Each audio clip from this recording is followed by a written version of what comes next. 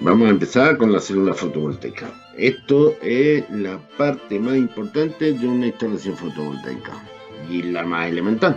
Bueno, sin célula no funciona una instalación fotovoltaica. Bueno, es un cuadrado o redondo en el que se compone por una unión PN. Una unión PN, sabemos todos que es silicio, con boro del tipo P y con fósforo del tipo N.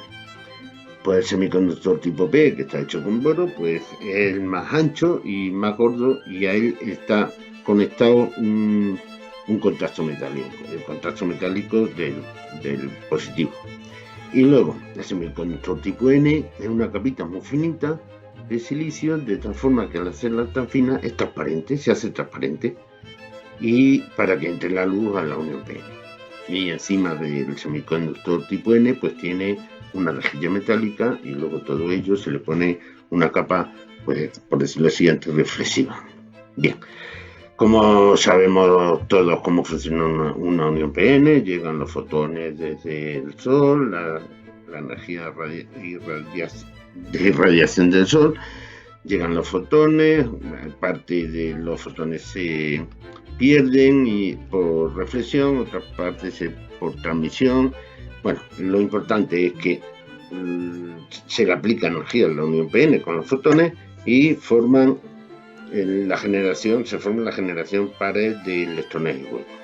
Los electrones se van por la zona N a circular si hay carga, y se dice que la corriente que circula por la célula fotovoltaica es la corriente de iluminación, que seguimos todavía aquí diciendo que lo que circula, la corriente circula con el sentido convencional, o sea que circulan los positivos, aunque sabemos que es realidad, y es lo que se llama corriente de iluminación. La corriente de iluminación circula en los positivos si hay carga. Si no hay carga no circula nada, no hay movimiento de electrones o de huecos.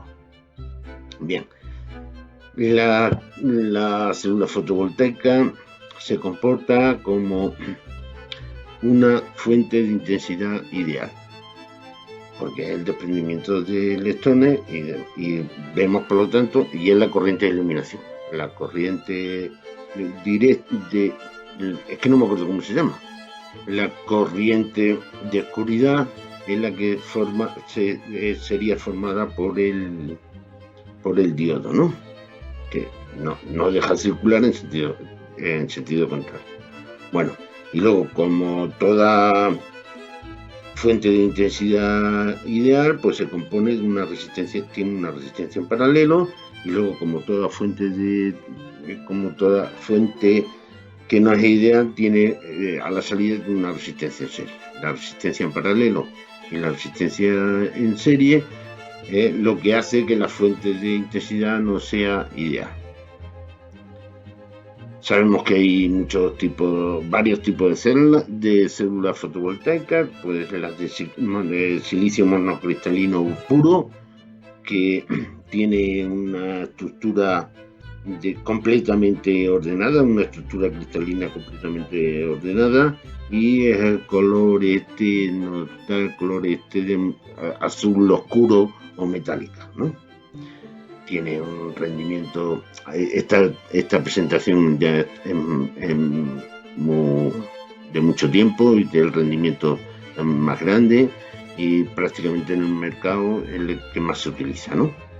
Luego está el silicio multicristalino o policristalino, que la estructura cristalina ya no está tan ordenada, encontrándose separadas ciertas regiones con enlaces irregulares, y se ve en la formación de la célula, ¿no?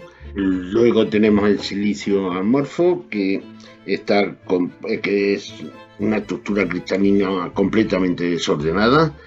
Sobre un cristal o un plástico se le aplica una capa muy fina de gas de silano, y bueno, en el mercado el color es un color marrón oscuro uniforme, y en el mercado pues se encuentra ya bastante bastante. Seguidamente podremos ver los TIFIL o flexibles, de capas flexibles, pues están hechas de arseniuro de galio o a ver cómo se llama, diselienuro de cobre.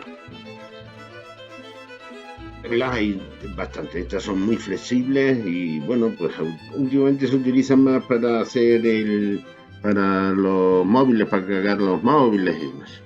Bien. Una cosa muy importante de la célula fotovoltaica es las condiciones estándar de medida o las condiciones estándar de prueba. Eso es que nos van a dar los valores de la célula fotovoltaica, nos van a dar los valores de referidos siempre a una radiación solar de 1000 vatios por metro cuadrado. O sea, se supone que es 1000 vatios por metro cuadrado, la temperatura de 25 grados y un espectro luminoso, ya sabemos lo que es el espectro luminoso, más aire de 1,5. Bien, esto viene en una norma y bajo estas condiciones se toman las medidas de la célula fotovoltaica, las medidas de tensión, intensidad, y bajo las condiciones de 1000 vatios por metro cuadrado de radiación, 25 grados de temperatura de la célula y 1,5 la masa aire. Bueno, y nos da esta curva. Se toma la característica y nos da esta curva. Esta curva podemos ver 4 puntos fundamentales, que es la que nos va a marcar la célula fotovoltaica. Nos va a dar la corriente de cortocircuito, que es cuando se le ha hecho un cortocircuito, el funcionamiento de la fuente de intensidad, la intensidad que nos da la fuente de intensidad, cuando es un cortocircuito, y la tensión de vacío, cuando está al aire, cuando no tiene carga. Esos 2 puntos son principales. La tensión de vacío, que es el máximo valor de la tensión en los extremos de la célula, cuando no tiene carga, cuando está vacío. Bueno, entre esos dos están todas las variaciones, entre esos 2 puntos están todas las variaciones de tensión y de intensidad, y lo que sí, el producto de la tensión y intensidad da una potencia máxima, y se representa en esta curva, o está representado el punto de potencia máxima. A ese punto de potencia máxima le corresponde un valor de intensidad máxima y un valor de tensión máxima. Si nos fijamos más o menos en la célula fotovoltaica, cuanto más el codo sea más agudo, el codo de la curva sea más agudo, más se asemejaría a un rectángulo que nos formaría la intensidad máxima y la tensión máxima. La intensidad en el punto de máxima potencia, que se le llama en el punto de máxima potencia, y la intensidad en el punto de máxima potencia.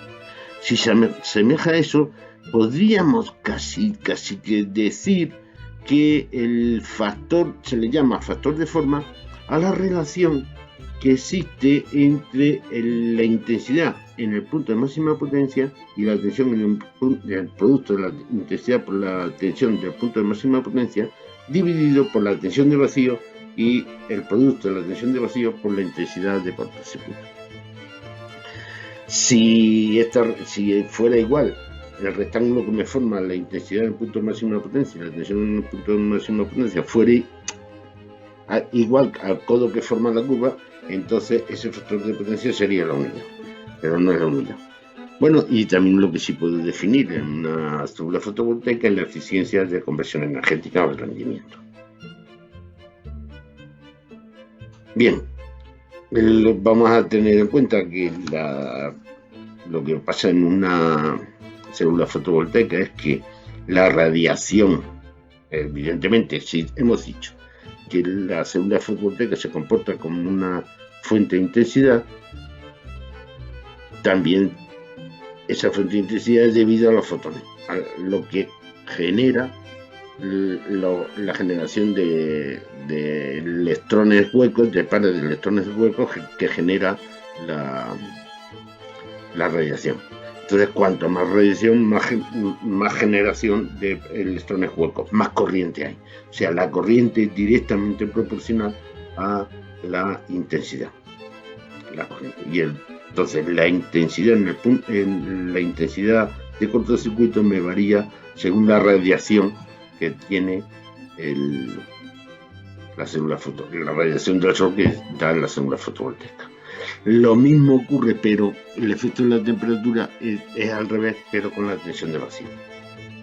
La tensión de vacío es que no tiene carga la célula. No tiene carga la célula, lo que sí es que la barrera de potencial es más grande o más pequeña, y se nota aquí en la tensión de vacío es más grande o más pequeña según la temperatura.